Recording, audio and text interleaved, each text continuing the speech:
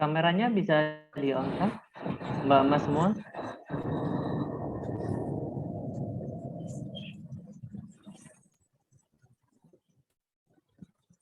Ini yang lain.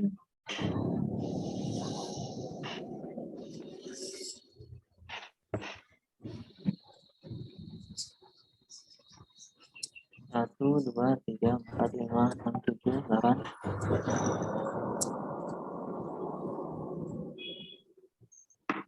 Baru 9 orang yang join ya. Masih ada temannya yang belum join ya.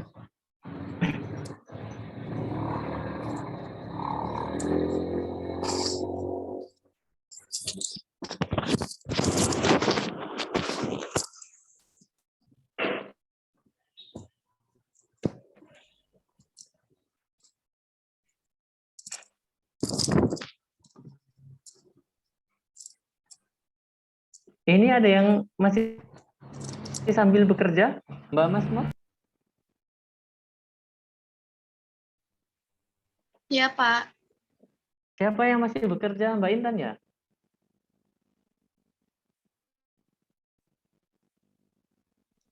Iya. Oh. Ini Ibu. Maaf ya Pak, ini saya lagi di jalan. Ibu Ini masih Pak. bekerja juga ini, Bu? Halo? Koneksinya putus-putus.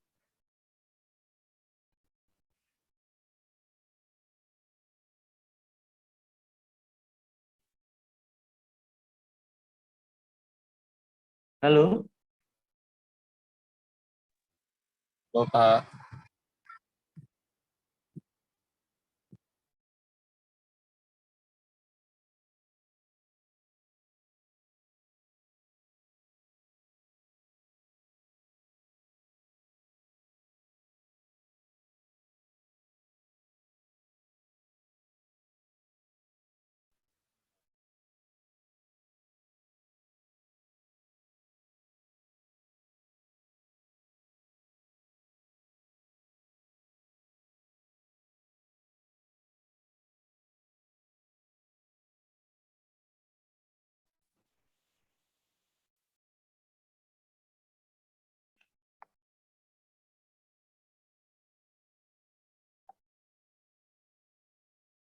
Suara saya sudah terdengar?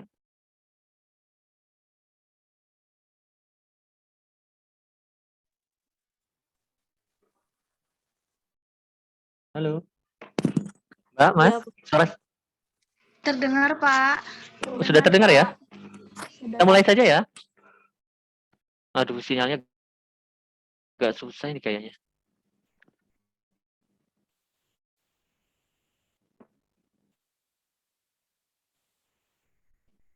Halo? Suaranya Putus-putus. putus-putus ini.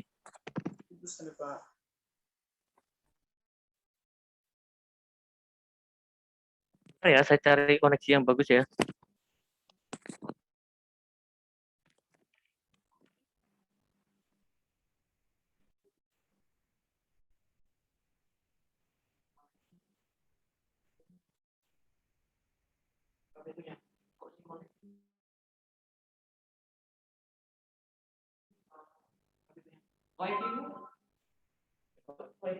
Wifi kita cari wifi. Bentar ya, bentar ya.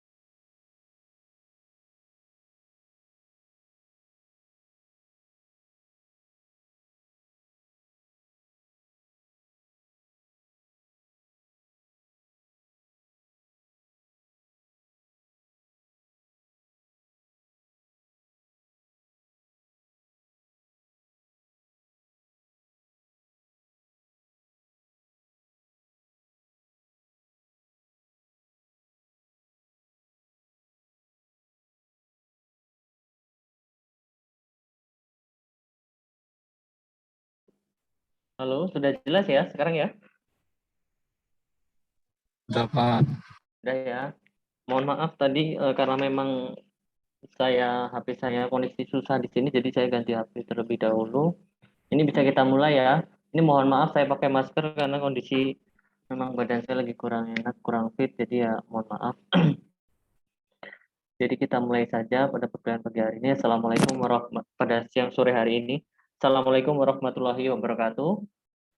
Waalaikumsalam warahmatullahi Warahmatullahi wabarakatuh. Alhamdulillahirabbil alamin. Yang pertama, saya mengucapkan terima kasih kepada Mbak Mas kalian yang sudah join pada Zoom sore hari ini. Mudah-mudahan walaupun perkuliahan kita diadakan pada sore hari, tidak menyurutkan semangat kita untuk mengikuti perkuliahan pada hari ini. Masih semangat ya? Masih, Pak. Ya, masih semangat. Alhamdulillah kalau masih semangat. Tadi kuliah sebelumnya ini ya sama dengan Bu Yesi ya? Iya, Pak. Jadi memang untuk perkuliahan ini sebagian kita jadwalkan dialihkan ke sore sampai malam hari. Kira-kira bagaimana Mbak Mas sekalian? Ini kan kita tahu bahwa eh, kita ini banyak yang, ya bukan banyak ya, ada yang beberapa teman bekerja seperti itu. Jadi kita sepakati bersama saja kuliah kita mau sesuai jadwal di minggu kemarin itu di pagi hari atau kita alihkan ke sore sampai malam hari.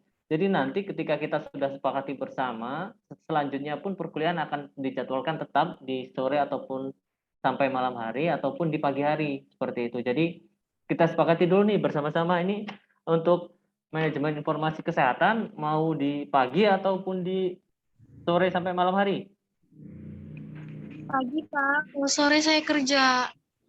Oh, kemarin yang bekerja kan ada 4 orang ya?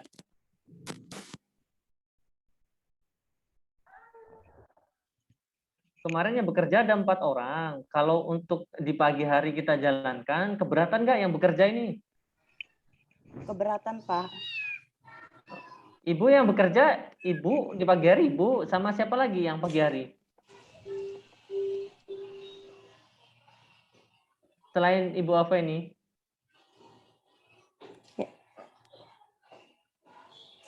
Mbak Nanda, kira-kira gimana Mbak Nanda?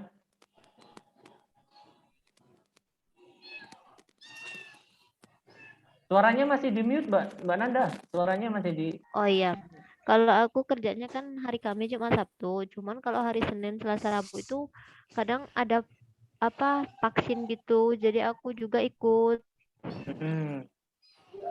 Nah, tapi kalau kayak sekarang ini kan aku nggak masuk. Jadi bisa aja pagi apa enggak sore.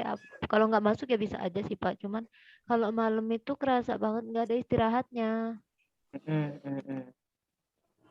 Jadi gini Ya, aja Bu, yang keberatkan kan Bu Eveni aja, yang lain kan ternyata memang sebagian besar banyak yang nggak bekerja juga. Ini yang bekerja pun ada yang sore hari. Kalau kita sepakati perkuliahan tetap seperti jadwal di minggu kemarin, kira-kira bagaimana? Setuju nggak teman-teman semua? ya nggak apa-apa sih Pak. Nggak apa-apa ya?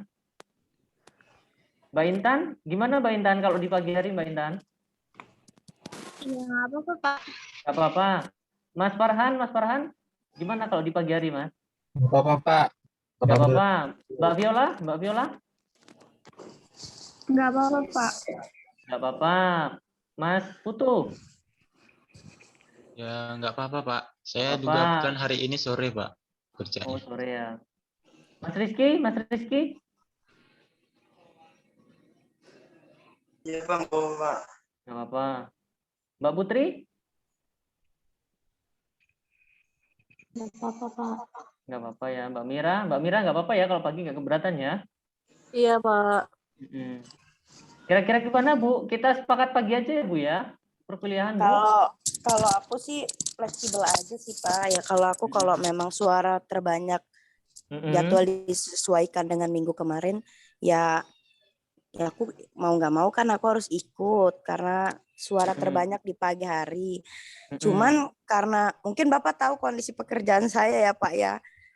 Nah, ya Minta pengertian. saya nggak bisa minta pengertiannya gitu Pak, karena memang sampai rumah pun masih ada yang dikerjain, namanya perempuan ya Pak.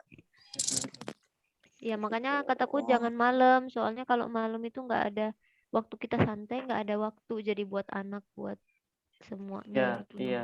Nggak Ya istirahat. artinya, iya Bu. Artinya gini, kalau memang kita suara terbanyak sepakat di pagi hari, saya berikan kelonggaran juga buat ibu-ibu yang bekerja ini. Artinya, ketika nanti dalam proses perkuliahan di pagi hari itu, yang penting join saja, join. Mungkin kalau memang disambi dengan kondisi memang kesibukan bekerja, ya sambil mendengarkan saja Bu. Artinya tidak semata-mata ibu harus mengikuti benar-benar serius ataupun benar-benar prosesnya itu diikuti sampai selesai. Yang penting join, karena memang ini kan proses perkuliahan kan kita kan tidak tatap muka, via Zoom saja. Jadi mungkin masih bisa mengikuti ya Bu ya, kalau memang dalam proses perkuliahan pagi hari. Masih Pak. Ya, kalau saya fleksibel saja, yang penting join saja gitu Bu. Iya nggak apa-apa Pak. Oke. Yang penting ya itu fleksibel. Oke. Minta pengertiannya gitu loh Pak. Iya Bu, nggak apa-apa Bu. Kita ada tambahan teman baru ya? Iya. Pak. Namanya siapa? Udah join belum ya?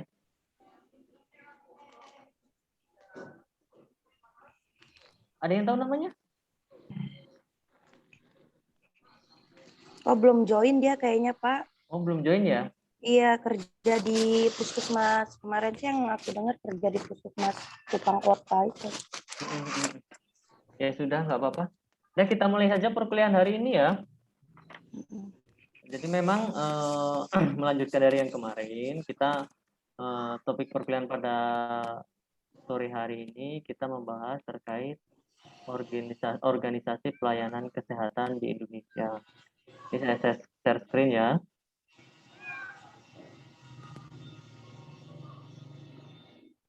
Muncul tidak? Belum Pak. Udah Pak. Muncul, Pak. Sudah ya? Udah, Pak. Nah, jadi di sini kita akan membahas terkait organisasi pelayanan kesehatan di Indonesia. Apa sih yang terpikirkan oleh Mbak-mbak sekalian terkait organisasi pelayanan kesehatan di Indonesia? Yang terpikirkan apa terkait ini? Ayo yang bisa jawab siapa?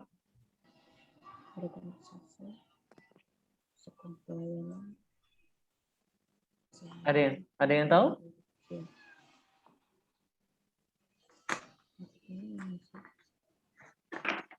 Jadi kita ulas kembali terkait apa itu organisasi itu sendiri. Kita kan kemarin sempat bahas terkait pengertian organisasi di mata kuliah organisasi dan manajemen. Dan di sini kita singgung lagi nih, apa itu organisasi? Yang masih ingat kemarin apa itu organisasi? Suatu kumpulan. Ya. Siapa itu namanya? Yang bertujuan, yang mempunyai tujuan dan intinya organisasi itu mencapai tujuan visi dan misi. Intinya gitulah. Pokoknya dia kumpulan orang gitu ya, berjumlah tiga orang lebih. Jadi mereka itu mempunyai tujuan yang sama. Nah, iya, betul sekali Mbak Nanda. Terima kasih Mbak Nanda. Artinya dapat kita lihat kembali, dapat kita ingatkan kembali. Kita nggak usah mikir banyak-banyak. Yang penting secara singkat saja kita bahas tentang organisasi itu sendiri. Kita sederhanakan terkait pengertian itu sendiri. Sarana ataupun wadah untuk melakukan kerjasama antara orang-orang. Jadi bukan hanya satu orang nih, ada beberapa orang, lebih dari 2 orang untuk mencapai tujuan bersama. Tujuannya dimaksud apa? Biasanya dituangkan dalam bentuk visi dan misi ataupun cita-cita yang akan dicapai dari organisasi itu sendiri, seperti itu ya. Nah, di sini poinnya bahwa ada sekumpulan orang, ada kerjasama, dan di sini juga ada tujuan yang ingin dicapai. Nah, seperti itu ya. Masih ingat ya? Oke, kalau masih ingat, kita lanjut ya. Pokok bahasan kita membahas tentang pengertiannya sendiri nanti, pengertian organisasi pelayanan kesehatan. Kita bahas dulu nanti. Selanjutnya dilanjutkan. Itu ada kucing siapa itu? Kucing yang Barapedi. Lanjut tentang strata pelayanan kesehatan, syarat pelayanan kesehatan, dan terakhir jenis-jenis pelayanan kesehatan. Kita bahas dulu yang pertama. Di sini kita akan membahas terkait pengertian organisasi pelayanan kesehatan, dan fasilitas pelayanan kesehatan. Yang pertama, ini biar gak ngantuk nih, Mbak Putri baca Mbak Putri, ayo Mbak Putri. Silakan. Pengertian organisasi pelayanan kesehatan. Kesehatan dan fasilitas pelayanan kesehatan. Organisasi pelayanan kesehatan merupakan suatu organisasi yang aktivitas pokoknya melakukan pelayanan kesehatan kepada masyarakat dengan salah satu tujuan yang ingin dicapai adalah memberikan pelayanan kesehatan yang bermutu atau berkualitas. Udah, cukup Pak. Artinya apa? Di sini organisasi pelayanan kesehatan merupakan suatu organisasi yang aktivitas pokoknya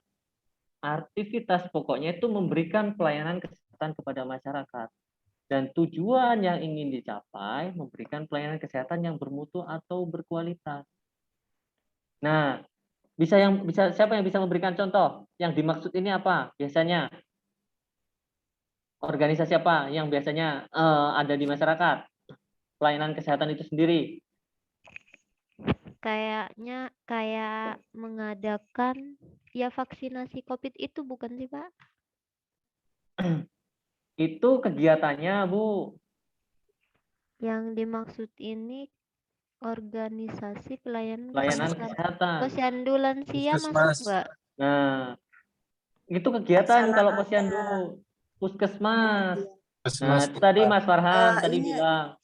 Jadi memang organisasi pelayanan kesehatan itu seperti yang dicontohkan tadi Mas Farhan, contohnya seperti puskesmas. Jadi puskesmas itu ada sekumpulan orang di situ, banyak orang di situ memiliki tujuan memberikan pelayanan kesehatan. Di situ juga kan ada strukturnya, biasanya ada kepala puskesmas, ya betul, ada kepala puskesmas, ada kepala tata usahanya, ada bagian-bagiannya, biasanya ada kepala UKM, kepala UKP, dan di situ semua pembagian tugas sudah jelas di puskesmas dan bertujuan untuk memberikan pelayanan kesehatan yang bermutu dan berkualitas. Itu contohnya puskesmas ya.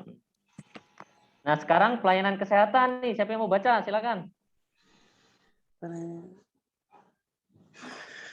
Saya ya, Pak. Ya, silakan, Bu. Setiap upaya yang diselenggarakan sendiri-sendiri atau secara bersama-sama dalam suatu organisasi untuk memelihara dan meningkatkan kesehatan, mencegah dan menyembuhkan penyakit, serta memulihkan kesehatan perseorang, keluarga, kelompok, ataupun masyarakat. Nah, ya ini seperti yang dicontohkan Mbak Nanda tadi ya, itu pelayanannya ya. Iya, pelayanan. Ya, jelas ya? Jelas. Oke, lanjut ke fasilitas pelayanan kesehatan. Fasilitas pelayanan kesehatan, siapa yang mau baca? Saya, Pak. Silakan. Mbak Mira. Mbak Mira kan ya tadi ya, suaranya ya? Iya, betul. Fasilitas pelayanan kesehatan merupakan tempat yang digunakan untuk upaya pelayanan kesehatan, baik promotif, preventif, kuratif, maupun rehabilitatif yang dilakukan oleh pemerintah daerah atau masyarakat. Masyarakat, ya. Kalau ini apa? Kalau ini lebih ke tempatnya. Kalau yang tadi organisasi pelayanan kesehatan itu organisasinya, manajemennya. Kalau fasilitas pelayanan kesehatan lebih ke tempatnya. Seperti itu. Nah, untuk tempat ini yang digunakan untuk upaya pelayanan kesehatan. Ya, seperti yang disampaikan tadi, bisa juga dalam bentuk di puskesmas. Bisa juga dalam bentuk apa lagi? Tempatnya rumah sakit, seperti itu tempat sebagai fasilitas pelayanan kesehatan. Baik promotif atau preventif. Ada yang tahu nggak promotif atau preventif? Ini kemarin sudah saya singgung tuh, promotif sama preventif. Apa? Promotif, preventif. Dia lebih ke pencegahan. Sebelum orang sakit, biasanya ditingkatkan nih namanya pengetahuannya tentang kesehatan dengan cara apa? Promotif dan preventif. Jadi artinya contohnya gini, promotif itu lebih ke promosi kesehatannya, preventif itu lebih ke pencegahannya. Artinya gini, ketika saya nih dengan kondisi saat ini saya masih kondisinya contohnya masih sehat. Ketika saya kondisi sehat, otomatis perlunya adanya orang yang menyampaikan terkait pesan-pesan kesehatan kepada saya. Sehingga pengetahuan saya meningkat, sehingga upaya pencegahan sebelum saya sakit dilakukan. Contohnya, promotif preventif biasanya di tingkat puskesmas biasanya adanya penyuluhan ketika ada kegiatan penyuluhan ke masyarakat terkait masalah misalnya demam berdarah. Tim promosi kesehatan biasanya menyampaikan terkait promosi demam berdarah atau DBD. Nah, di situ juga ketika promosi itu dilakukan, otomatis peningkatan pengetahuan mahasiswa, peningkatan pengetahuan masyarakat itu sendiri meningkat. Ketika pengetahuan meningkat, maka masyarakat akan menerapkannya. Biasanya melakukan 3M, menguras, menutup, dan mengubur. Nah, itu salah satu upaya preventif yang dilakukan sebelum dia terkena demam berdarah. Seperti itu. Jelas ya? Ya, Pak. Jelas nggak yang saya maksud? Jelas, Pak. Jelas ya? Jadi artinya promotif preventif lebih ke pencegahan ketika dia dalam kondisi sehat sebelum sakit. Dan kuratif dan rehabilitatif itu lebih ke pengobatan dan rehabilitasi ketika dia sudah terjadinya kecacatan, seperti itu direhabilitatif agar tidak terjadinya keparahan dari kecacatan itu sendiri. Seperti itu. Jelas ya? Iya, Pak. Nanti kalau misalnya yang saya sampaikan kurang jelas bisa ditanyakan ataupun bisa saya ulang kembali ya. Ini sudah jelas semua ya? Ya, Pak. Oke, kita lanjutkan. Nah, ini strata pelayanan kesehatan. Dibagi menjadi 4. Yang pertama, tingkat masyarakat atau keluarga. Yang kedua, strata pertama. Yang ketiga, strata kedua. Yang keempat, strata ketiga. Bisa dilihat di sini berdasarkan struktur pelayanan kesehatan.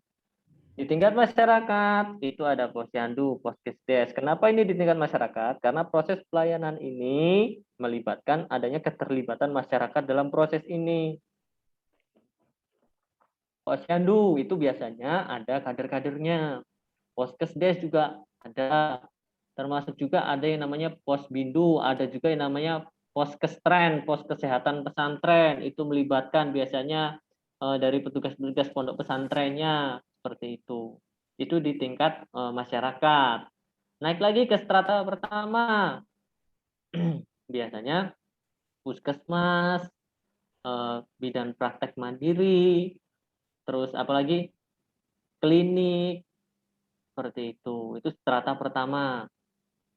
Naik lagi ke strata kedua, di situ di tingkat dinas kabupaten, itu biasanya ada RSUD, ada praktek dokter spesialis, di situ. Nah, itu di tingkat kabupaten kota. Terus naik lagi nih ke strata ketiga, itu ada RSUP, rumah sakit rujukan terakhir, dan biasanya di tingkat provinsi, contohnya di rumah sakit provinsi Lampung, kayak misalnya rumah sakit Abdul Muluk. Di sini juga ada rumah sakit vertikal. Rumah sakit vertikal ini langsung yang menjalankan dari rumah sakit ini sendiri langsung di bawah Kementerian Kesehatan. Contohnya rumah sakit Jantung Harapan Kita, terus rumah sakit apa lagi ya? Rumah sakit Darmais, rumah sakit kanker Darmais itu langsung di bawah Kementerian Kesehatan, seperti itu. Itu rumah sakit vertikal contohnya. Lanjut, kita lanjutkan ke syarat pelayanan kesehatan. Yang pertama, tersedia dan berkesinambungan. Artinya apa? Pelayanan kesehatan itu harus tersedia dan berkesinambungan, tidak hanya ada pada sesaat. Ketika pelayanan kesehatan itu ada hanya sesaat, otomatis masyarakat tidak merasakan pelayanan kesehatan itu. Contohnya, masa di rumah sakit atau di puskesmas lah contoh. Di puskesmas, kalau hanya ada sesaat, tidak berkesinambungan, bagaimana dengan dampak proses pelayanan kesehatan masyarakat di tingkat masyarakat? Masyarakat pasti merasa kecewa, masyarakat pasti merasa kok ini puskesmas petugas kok nggak ada gitu. Artinya proses pelayanan kesehatan, syarat pelayanan kesehatan di tingkat dasar ataupun di tingkat dasar itu sendiri harus tersedia dan berkesinambungan. Tidak hanya ada dalam sesaat. Seperti itu. Dapat diterima dan wajar, artinya masyarakat dapat menerima pelayanan yang dilakukan. Seperti itu. Mudah dicapai dalam artian jangan sampai tempatnya nggak sesuai nih dengan wilayah. Masa dari wilayah contohnya di tingkat kabupaten, rumah sakitnya di pelosok, nggak sesuai dengan kondisi wilayah, sehingga artinya masyarakat untuk mencapai itu sulit. Nah, artinya penempatan fasilitas pelayanan kesehatan biasanya disesuaikan dengan wilayah sehingga mudah dicapai oleh masyarakat. Selanjutnya mudah dijangkau yang dimaksud terjangkau. Kalau berobat ke puskesmas biasanya pakai umum kan murah, nggak terlalu mahal. Yang di puskesmas biasanya berapa kalau orang berobat ke puskesmas bayar umum berapa Mbak Mas? 30.000. Nah, terjangkau nggak? Iya. Terjangkau. Nah, itu salah satu syarat pelayanan kesehatan, terjangkau atau dijangkau, dapat dijangkau. Dalam artian tidak terlalu mahal. Nah, kalau misalnya datang ke puskesmas berapa? 150. Bagaimana dengan pelayanan kesehatan di masyarakat itu sendiri? Otomatis tidak mudah dijangkau. Makanya pemerintah menentukan biaya itu disesuaikan dengan kemampuan masyarakat. Artinya mudah dijangkau. Seperti itu. Terjangkau lah biayanya, nggak terlalu mahal. Terus bermutu dalam artian diharapkan pelayanan kesehatan di tingkat masyarakat itu harus bermutu. Ya mungkin Mbak Mas yang saat ini bekerja di puskesmas ataupun sudah pernah berobat ke puskesmas, sudah bermutu belum layanan kesehatan di tingkat puskesmas? Sudah, Pak. Sudah, Pak. Sudah ya? Nah, biasanya di tingkat puskesmas diharapkan proses syarat pelayanan kesehatannya sudah bermutu. Bermutu dalam artian sudah ada dokternya, sudah ada proses penanganannya yang jelas, sehingga ketika masyarakat mendapatkan pelayanan itu puas dengan pelayanan yang dilakukan. Seperti itu. Jelas ya? Jelas? Ada yang ditanyakan?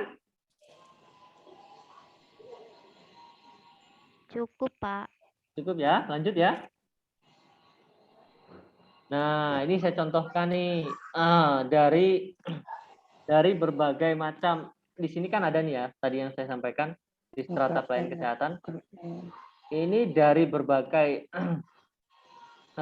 pelayanan kesehatan. Saya berikan contoh di sini rumah sakit nih.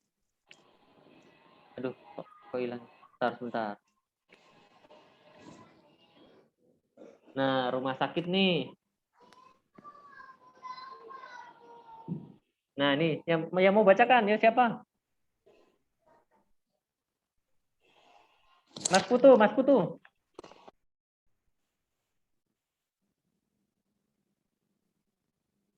Rumah sakit adalah institusi pelayanan kesehatan yang menyelenggarakan pelayanan kesehatan perorangan secara paripurna yang menyediakan pelayanan rawat inap, rawat jalan, dan gawat darurat.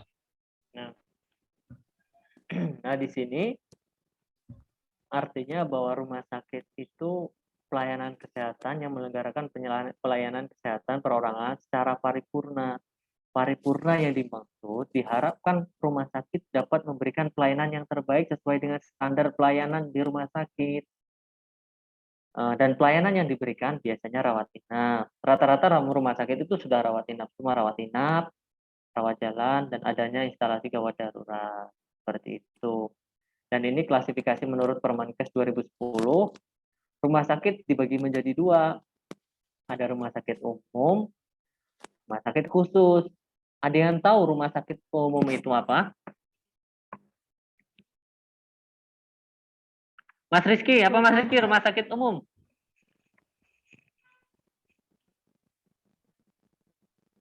Ya Mas Rizky.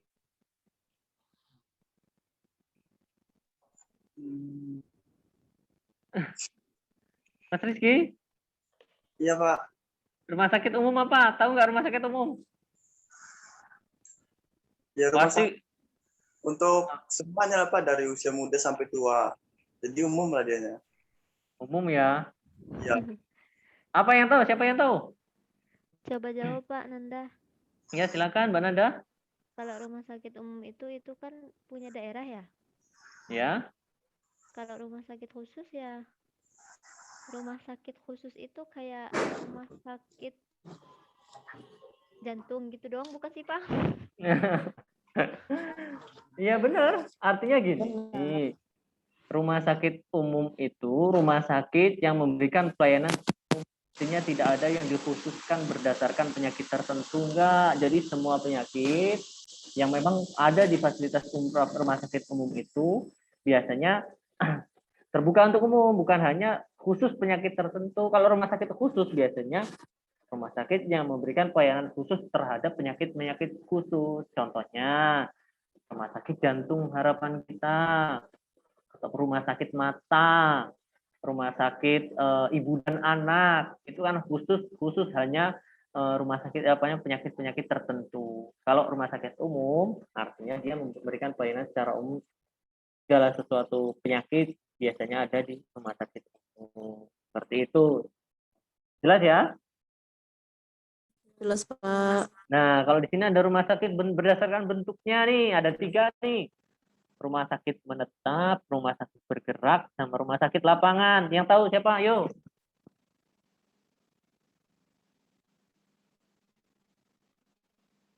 Ada yang tahu?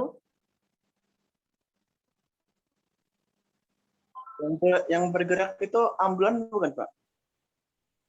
Bukan, ambulan kan bukan rumah sakit.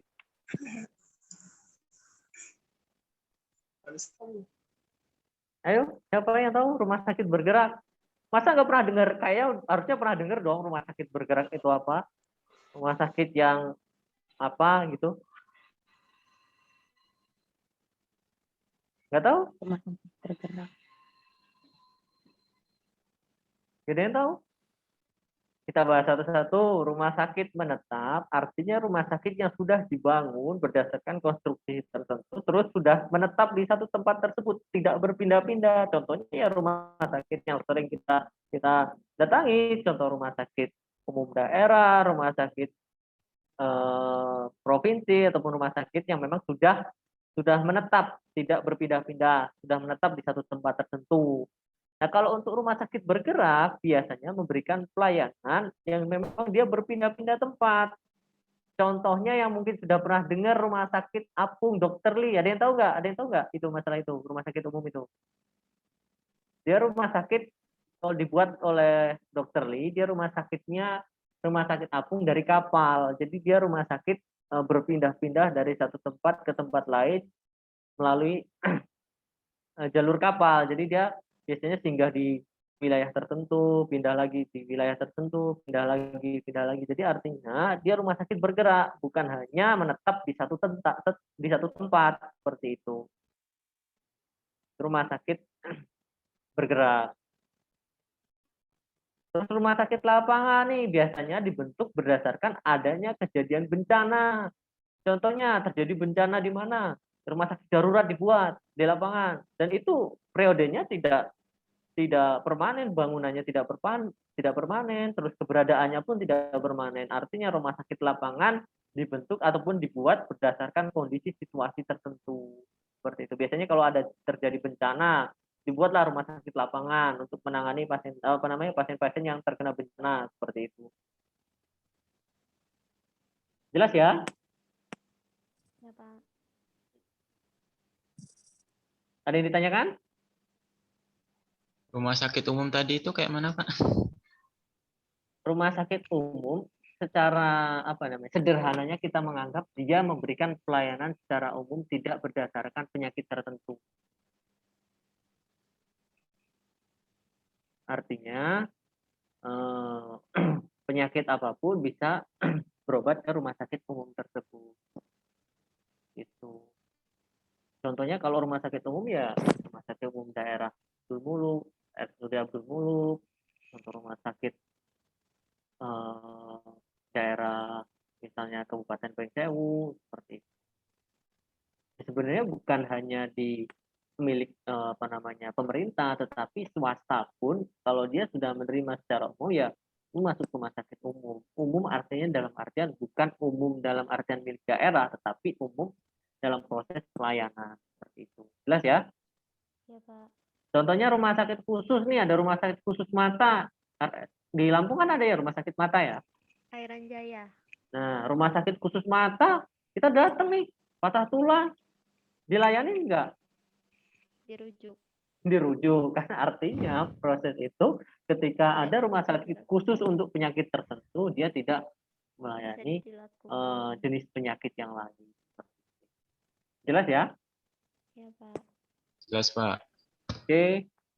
Nah, di sini ada standar ketenaga. Nah, ini saya berikan contoh nih, karena memang kita tahu nih ada yang namanya rumah sakit tipe A, rumah sakit tipe B, tipe C, tipe D, gitu. Nah, ini untuk klasifikasi berdasarkan Permenkes nomor 56 tahun 2014. Di sini untuk standar ketenagaan minimal rumah sakit umum berdasarkan. Nah, berdasarkan Permenkes ini bahwa di sini dapat dilihat klasifikasi rumah sakit ada tipe A, B, C, dan D. Sebenarnya bukan hanya dinilai dari ketenagaan saja, tapi jenis pelayanan yang lain nanti bisa dilihat di Permenkes nomor 56 tahun 2014 standarnya. Kalau di rumah sakit Abdul Muluk tuh tipe apa? Terus rumah sakit di mana? Pertamina Bintang Amin, tahu nggak itu tipe apa? Tipe C. Nah, Bintang Amin tipe C biasanya proses rujukan itu diberikan dulu ke rumah sakit yang tipe C ya, Mbak Nanda ya? Ya.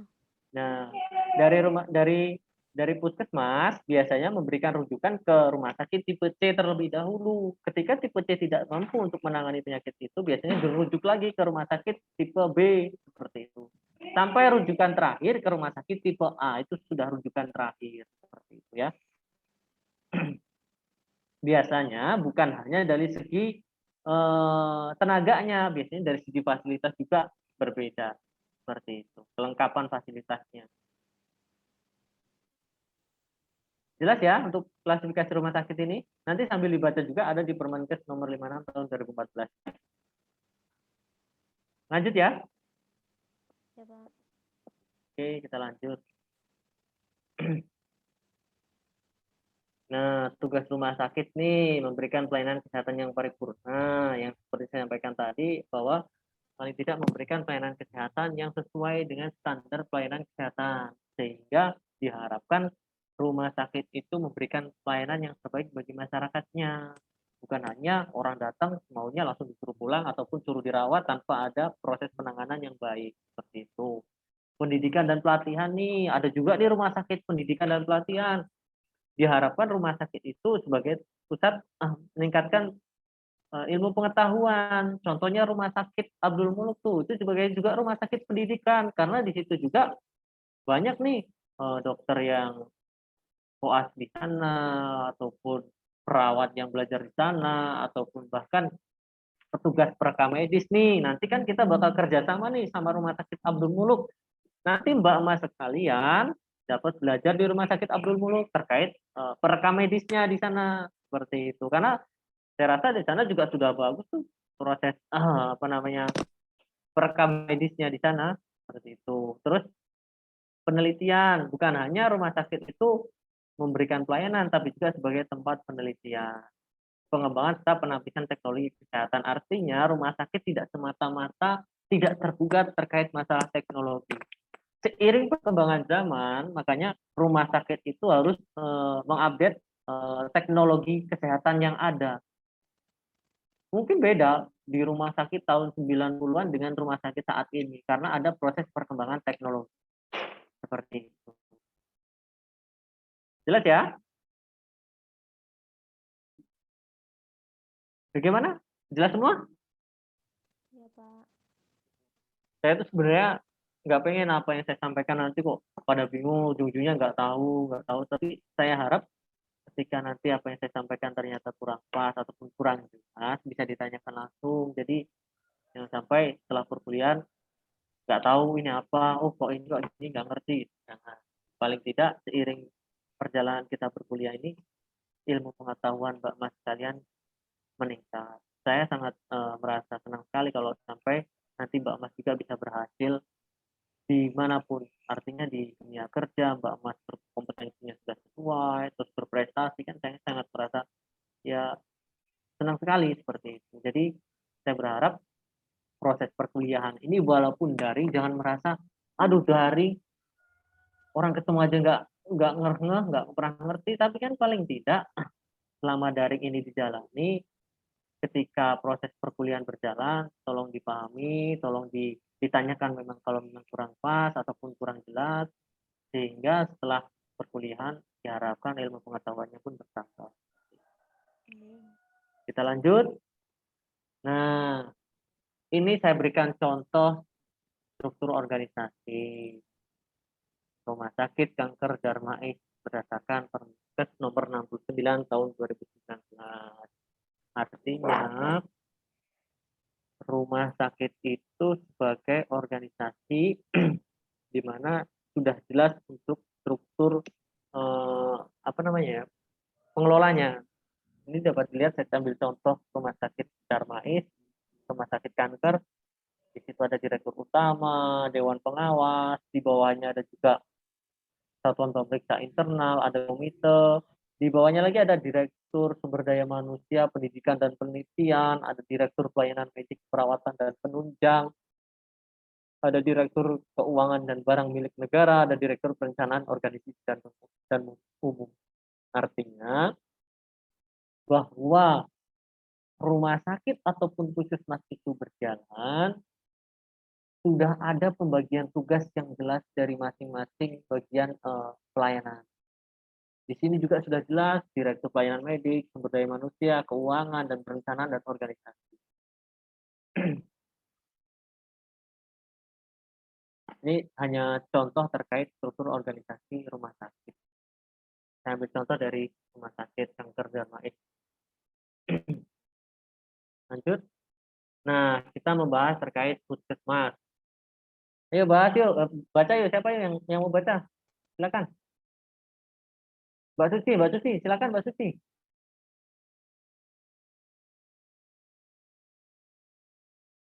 Puskesmas merupakan fasilitas pelayanan kesehatan yang menyelenggarakan upaya kesehatan masyarakat dan upaya kesehatan perseorangan tingkat pertama, dengan lebih mengutamakan upaya promotif dan preventif untuk mencapai derajat kesehatan masyarakat yang setinggi-tingginya di wilayah kerjanya.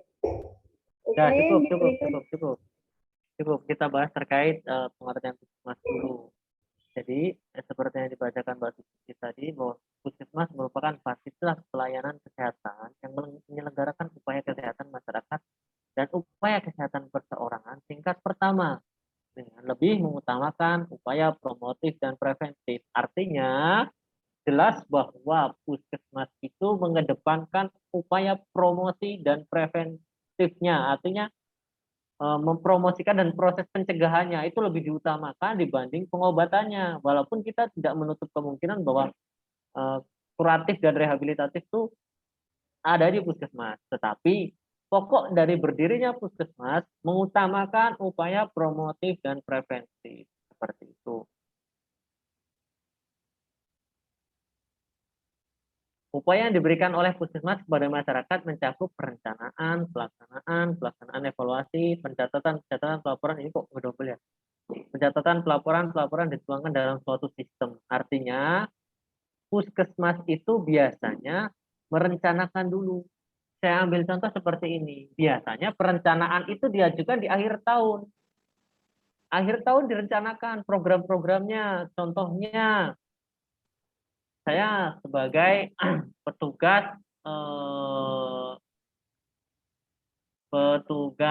ini kesehatan lingkungan. Saya merencanakan program untuk dijalankan di tahun depan, biasanya diajukan di akhir tahun. Di akhir tahun diajukan program-program yang mau dijalankan di tahun depan. Contohnya ada kita ajukan program misalnya ODF, Open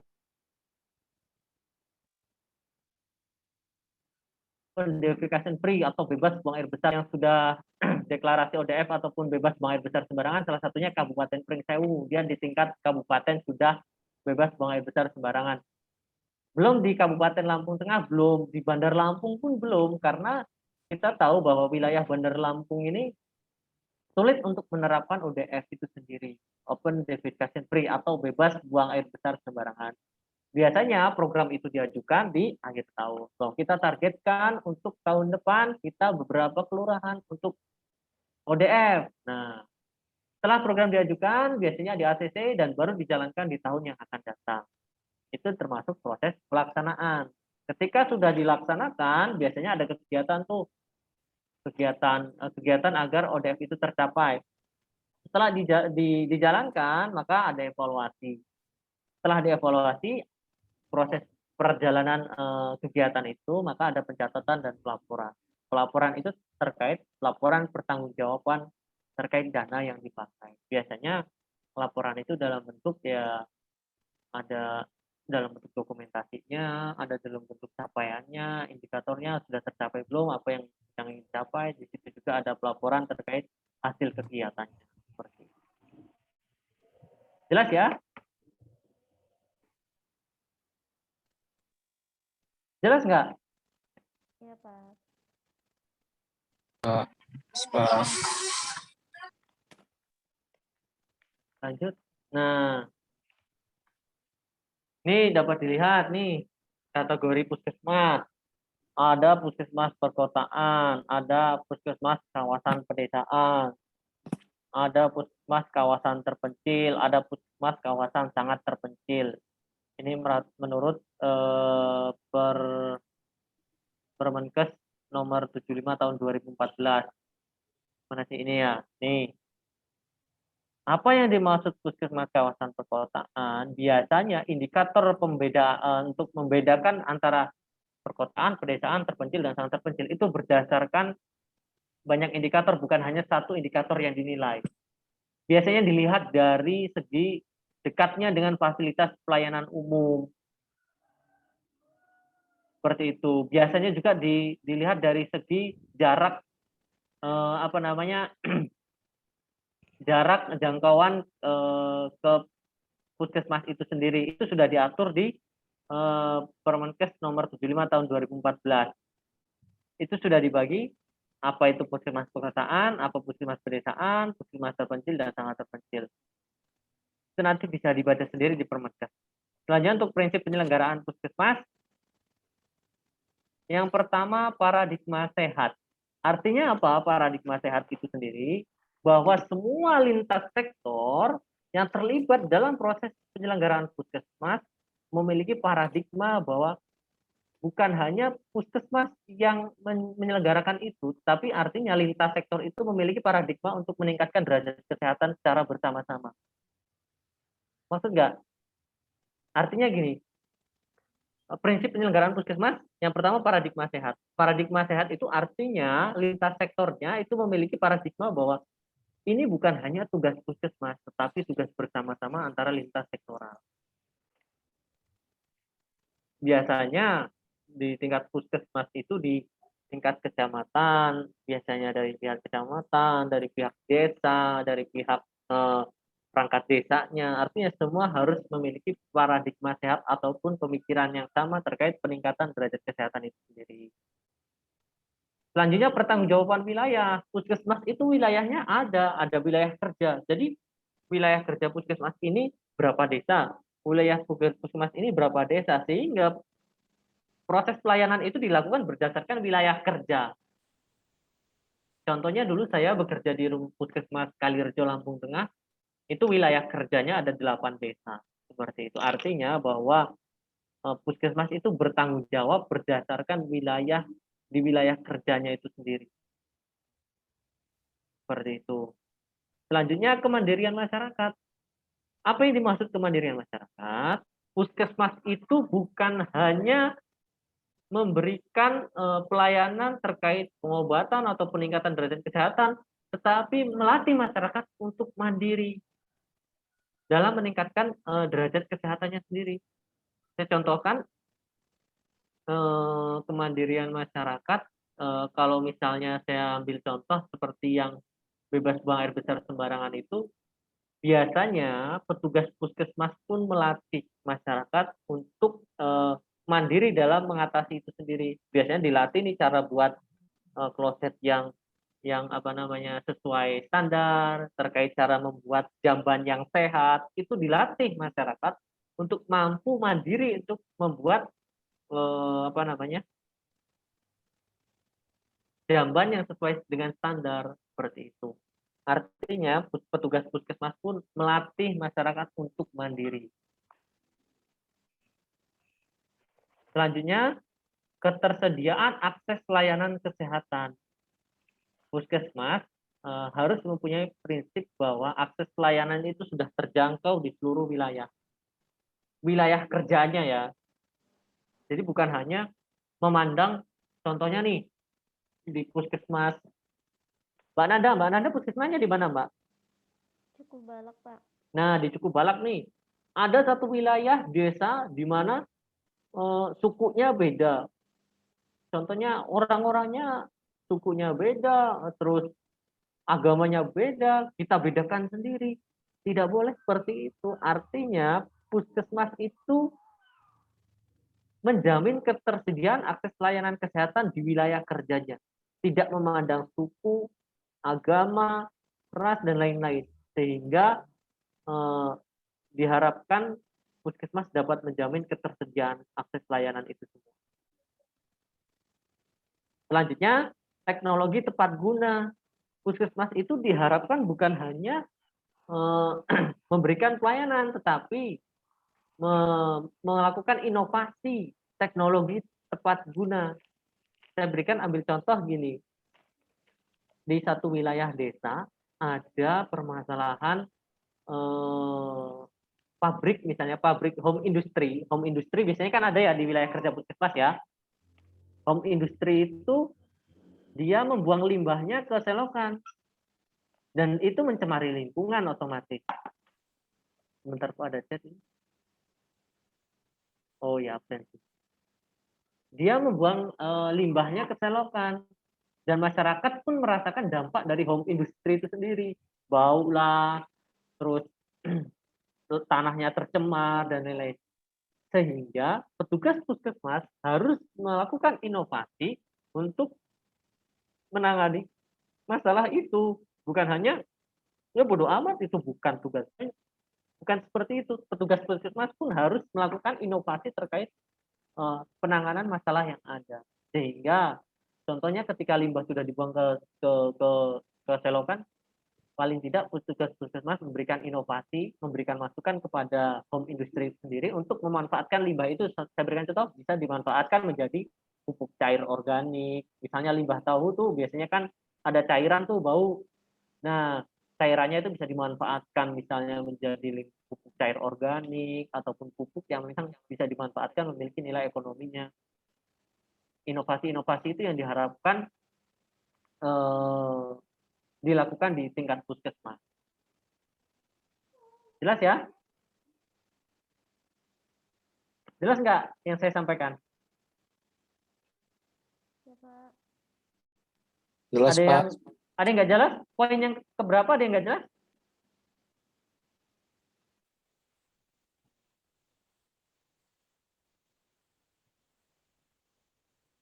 Ada yang ditanyakan nggak dari poin-poin yang saya sampaikan Pak, tadi?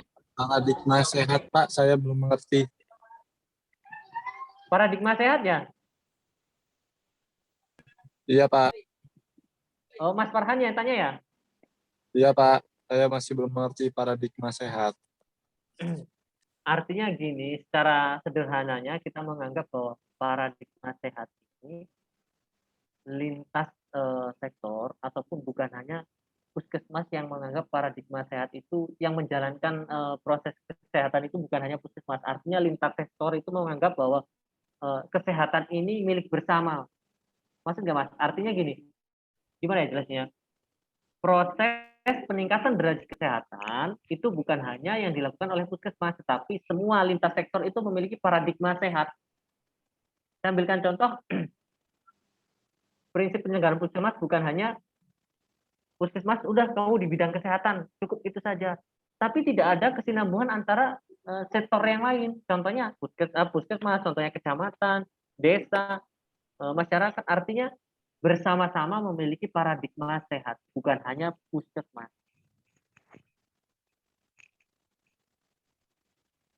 Jelas nggak? Oh iya Pak, jelas Pak.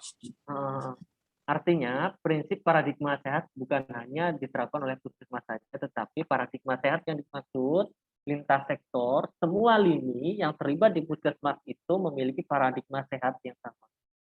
Seperti itu. Jelas ya? Jelas Pak.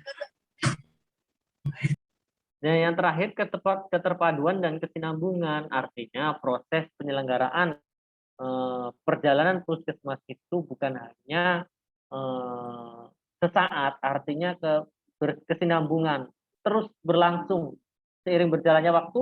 Puskesmas itu melakukan inovasi, terus meningkatkan pelayanan dan berkesinambungan, artinya tidak hanya pelayanan itu dilakukan hanya sesaat.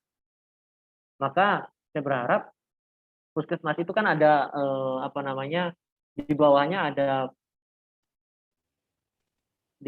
ada ini puskesmas bentar. Puskesmas pembantu. Nah, di bawahnya ada puskesmas pembantu. Itu yang jejaring di pelayanan di tingkat bawahnya. Nah, nih jaringan pelayanan puskesmas nih, ada puskesmas pembantu, ada puskesmas keliling, ada bidan desa. Diharapkan contohnya puskesmas pembantu, biasanya tenaga kesehatan di puskesmas pembantu nih selain fasilitas yang kurang memadai, biasanya di puskesmas pembantu ini tenaganya kurang standby nih. Biasanya setelah jam sekian sudah pergi, setelah jam sekian dan sudah pergi. Artinya pelayanan yang diberikan tidak maksimal. Seperti itu. Di bawahnya juga ada puskesmas keliling, ada juga bidan desa. Bidan desa termasuk jaringan pelayanan puskesmas yang ada. Biasanya bidan desa ini buka juga bidan praktek mandirinya juga biasanya buka. Nah, ini saya berikan contoh untuk struktur organisasi puskesmas. Kelihatan nggak?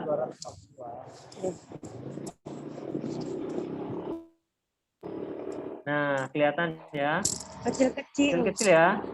Dapat dilihat di sini ada kepala puskesmas, ada Kasubag TU. Ini berdasarkan Permenkes nomor 75.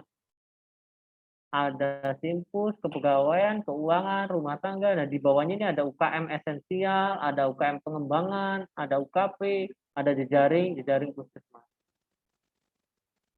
Ini pembagian struktur organisasi puskesmas. Selanjutnya, jaringan pelayanan yang saya sampaikan tadi, ada puskesmas pembantu, puskesmas keliling, bidan desa. Mungkin puskesmas keliling sudah jarang ditemukan sekarang ya, Mbak Nanda. Nggak ada ya puskesmas keliling ya, Mbak Nanda ya? Paling kalau ada apa acara gitu Pak, kayak tahun baru apa di pantai-pantai gitu.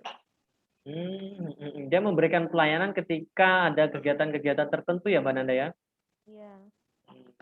Terus jaringan pelayanan, nih ada klinik, rumah sakit, ada lab, ada apotek. Ini jaringan dari pelayanan. Maka jaringan pelayanan ini pun berdampak sangat signifikan. Contohnya klinik nih. Klinik biasanya memberikan laporan penyakit ke puskesmas dan puskesmas merekap dan melaporkan ke dinas kesehatan. Artinya klinik ini berperan aktif dalam upaya memberikan pelayanan kepada masyarakat. Ini rumah sakit swasta biasanya. Selain puskesmas biasanya di wilayah kerja puskesmas ada rumah sakit swasta tuh. Ada juga lab, juga ada juga apotek. Udah jelas semua ya, ini udah selesai nih. Nah, ini sumbernya. Terima kasih. Artinya dapat kita simpulkan bahwa organisasi pelayanan kesehatan bukan hanya dijalankan oleh pemerintah, tetapi lini swasta pun biasanya menjalankan organisasi pelayanan kesehatan. Contohnya rumah sakit swasta pun dia memberikan pelayanan kesehatan. Ada juga klinik swasta juga ada.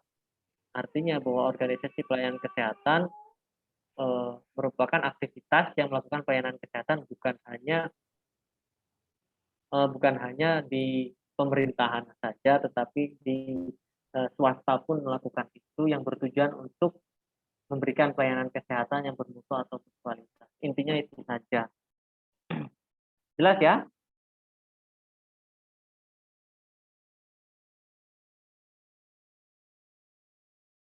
Ada yang ditanyakan nggak?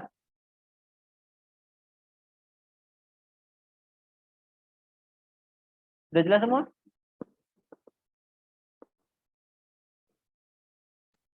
Ayo.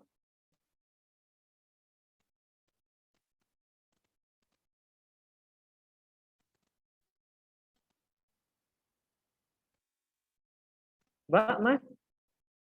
Sudah jelas semua? Ini Mbak Anissa ini siapa? Murid baru, Pak. Oh, Mbak Anissa bisa diaktifkan ini, apa namanya, kameranya?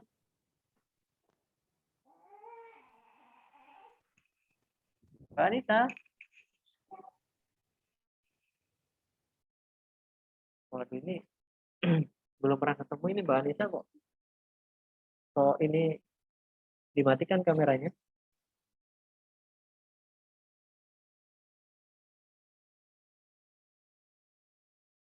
Mbak Mira, kameranya dimatiin juga?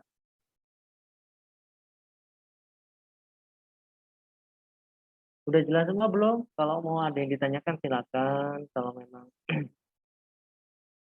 nggak ada ya saya kasih tugas lagi. Tugasnya nggak usah susah-susah. Tugasnya dirangkum saja pertemuan kuliah pada hari ini. Nanti dikirimkan, nanti malam saya tunggu ya. Dapat PPT-nya nggak, Pak? Ya enggak dong. Nah, PPT-nya besok saya kasihnya besok PPT. Oh, berarti Nah, ini kan dirangkum saja, nanti dikirim tugasnya baru saya kasih PowerPoint. diketik dalam WhatsApp. Nah, diketik dalam Word, jangan kayak kemarin kirim tugasnya diketik di Yahoo-nya, kan nggak pas. Saya lihat ini gimana kirim tugas cuma diketik di Yahoo-nya, habis itu saya rekam sendiri, saya rubah lagi. Oh, ini gimana? Jadi kalau buat tugas diketik di Word, ditulis nama, prodinya, habis itu mata kuliahnya apa, setelah itu diketik di Word, dikirim ke saya, ya.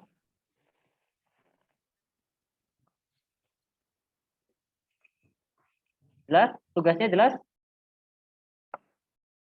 Jelas.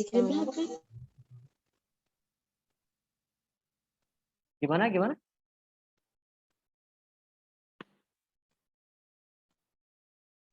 Deadline-nya kapan ya, Pak? Nanti malam jam 8.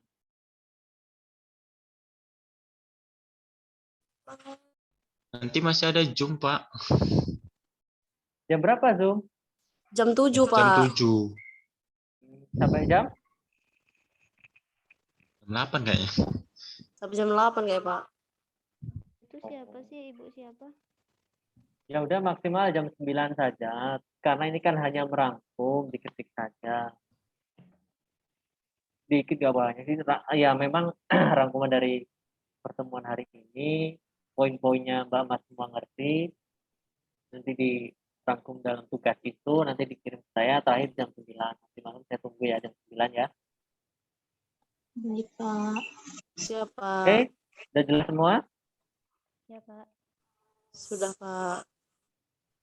Mudah-mudahan ya apa yang saya sampaikan bermanfaat buat Mbak Mas semua. saya merasa ya apa ya, merasa sedih kalau apa yang saya sampaikan Mbak Risma itu nggak memahami. Ya paling tidak sedikit-sedikit memahami apa yang saya sampaikan. Makanya saya juga punya prinsip nggak mau menyampaikan banyak-banyak, yang penting Mbak Mas semua ngerti. Kalau toh memang ada yang nggak paham, bisa diskusikan dengan saya, bisa WA juga bisa ya. Yang penting kan udah punya kontak saya. Pak, Gimana? kalau misal ini kan masih mati lampu, Ya, laptopnya lowbat. Jadi kalau misalnya nyampe malam mati lampunya gimana, Pak? ya yang jelas saya tunggu jam 9. Kalau toh memang terkendala teknis terkait mati lampu, ya nggak apa-apa menyusul. Tapi kan memang yang penting jujur, jujur dalam artian dengan benar-benar kondisi yang tidak memungkinkan. Ya, Pak. Jangan malas ngumpul nanti malam dengan alasan yang memang tidak sebenarnya terjadi. Misalnya yang nggak mati lampu bilang mati lampu, bahasanya kan gitu. Ataupun dengan alasan-alasan yang memang Enggak, dibuat-buat, jangan ya. enggak. Ya, Pak. Oke. Oke, jelas semua? Mas Putu jelas Mas Putu? Jelas, Pak. Cuman deadline-nya bisa dilonggarin nggak, Pak? Soalnya nanti kerja. Jam 9 malam loh Mas, itu coba ngerangkum Mas, sampai ketik tek, tek, tek, tek, tek, paling 5 menit selesai Mas. Iya. Takutnya nggak kekejar juga. Soalnya habis ini langsung udah kerja. Oh, di sini langsung udah kerja. Ya udah sebelum berangkat kerja dibuat dulu nggak apa-apa Mas. Iya. Mas sebentar Mas. Ya, diusahain ya, Pak. Ya, jam 9 ya. Diketik di Word, jangan diketik di Yahoo-nya ya. Ya, Pak. Ya sudah, gitu aja. Kurang lebihnya saya tutup ya. Ya, Pak. Terima kasih kepada Bapak. Terima kasih kepada Bapak semua. Kurang lebihnya saya mohon maaf. Saya akhiri wabillahi taufiq wal hidayah. Wassalamualaikum warahmatullahi wabarakatuh. Waalaikumsalam warahmatullahi wabarakatuh. Ya, makasih ya. Ya, Pak. Kasih Pak. Ya.